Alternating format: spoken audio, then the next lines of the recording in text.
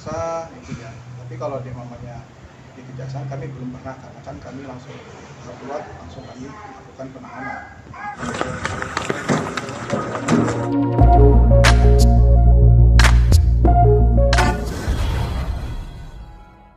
Pak, mungkin bisa dijelaskan atas dasar apa pihak dari menahan Nikita Mirzani itu sendiri? Bisa dijelaskan seperti apa? Ya, baik.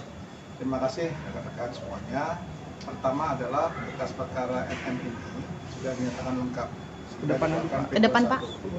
Sudah dikeluarkan P21, sehingga dari pihak penyidik melimpahkan berkas perkara ke kejaksaan, sehingga penanganannya menjadi kewenangan daripada kejaksaan. Tadi dikatakan alasan penahanan adalah memang kewenangan kita, jadi kita dilimpahkan kejaksaan, jadi tergantung kewenangan dari kita.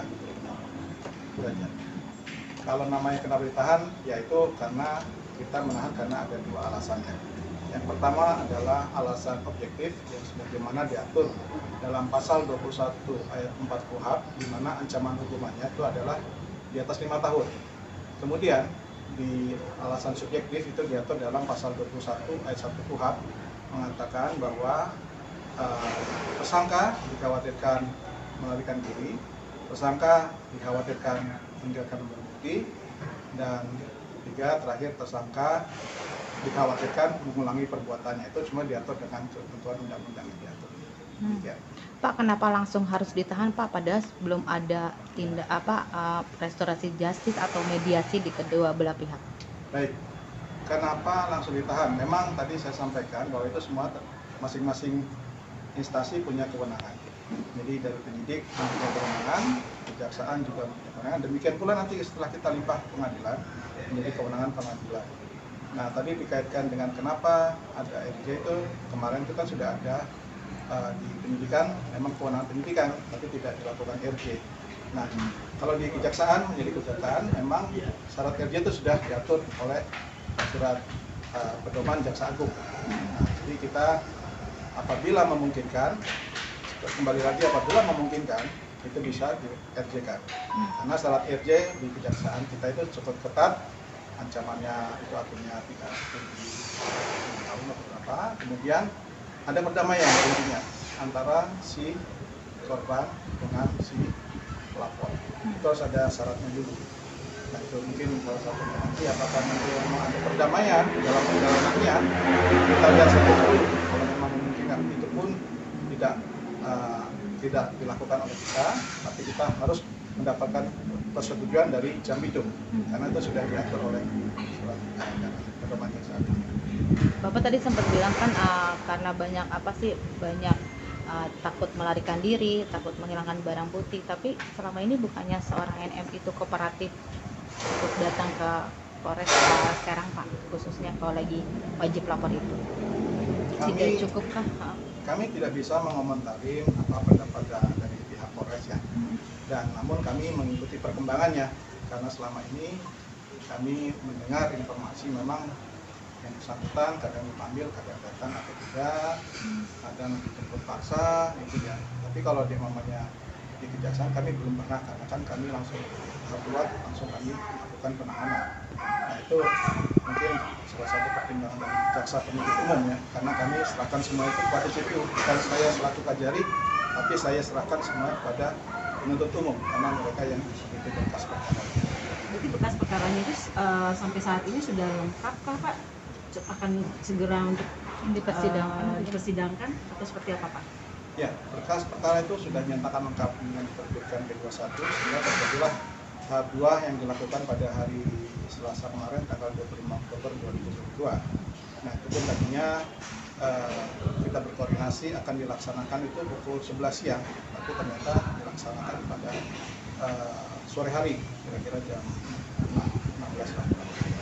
Pak, apakah benar ketika untuk yang Jambi akan ditahan, Pak menolak Menggunakan rompi tahanan Pak?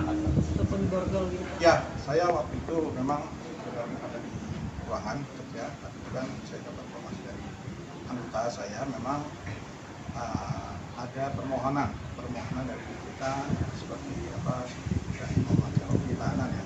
Dan borgol Pak? Dan borgol ya. Nah, itu memang sepertinya ya karena kan yang bersangkutan ini ya kita kan ada pengawalan juga, artinya tidak menjadi tindakan juga yang bersangkutan kooperatif, dan itulah menjadi salah satu alasan kita juga pertimbangan kemanusiaan artinya, dan kami juga kooperatif dan siap tahan karena kan awalnya kan yang bersangkutan menolak untuk kita tahan ya. Kemudian yang penting bagi kita adalah pelaksanaan eksekusi tersebut berjalan dengan lancar, dan yang bersangkutan MM telah kita kirim ke rutan kelas 2B Serang. Kalau kita menjadi di ruangan kan kita berteriak dan sempat menyebut nama Dito. Nah kalau kita tahu siapa Dito itu sendiri? Saya itu saya nggak tahu, mungkin Dito-nya lebih tahu. Namun kalau saya baca dalam berkas sepintas, Dito itu adalah pelapor. Yang saya tahu hanya pelapor aja. Nah, siapakah orangnya, pekerjaannya apa, terus profesinya sebagai apa, saya nggak tahu. Cuman karena inilah proses pidana biasa, jadi biasa kalau orang melaporkan itu kan tentu ada sesuatu hak yang dilanggar ataupun ya hak-haknya dilanggar. Nah, mereka melapor ke polisi. Nah, polisi memproses. Kemudian terjadilah dengan berkas 61, jaksa melakukan penelitian berkas P18 P19 dengan petunjuk, dan kemudian berkas lengkap dinyatakan P21 lengkap, baru dilakukan tahap 2. Begitu prosesnya. Kalau namanya Dito, saya mohon maaf, yang mungkin bisa kami bukan karena kami untuk menanyakan siapakah itu Dito itu. Apakah ada pengaruh dan power?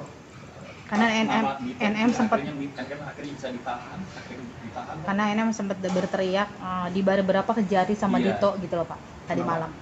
Karena sempat NM juga berteriak dibayar berapa kejari sama Dito, sempat Ya. berteriak statement seperti itu. Saya tidak bisa berkomentar mengenai itu.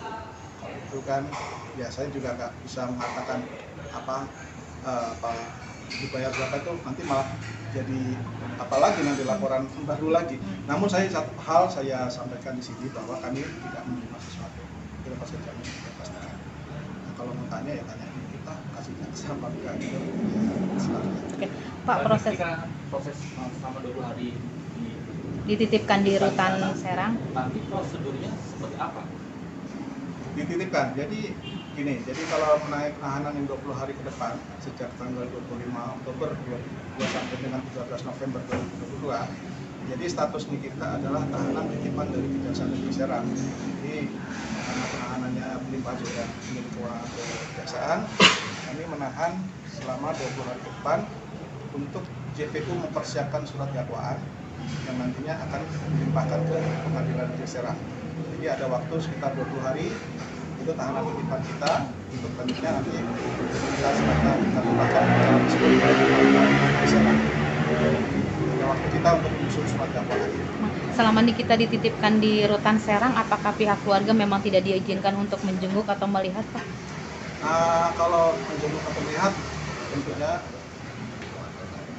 ya sekarang belum ada ya, belum ada. Sekarang belum ada yang memohon untuk melakukan, karena itu kan dari tahanan kita. Tentunya setiap orang yang berkunjung itu ataupun membesuk ataupun baik siapapun keluarga atau masyarakat harus ada izin dari kejaksaan selaku yang menitipkan tahanan tersebut. Berarti harus ada permohonan permintaan izin dulu ya Pak, Izin, baru bisa. ya. Oke. Tapi ketika selama 20 hari berjalan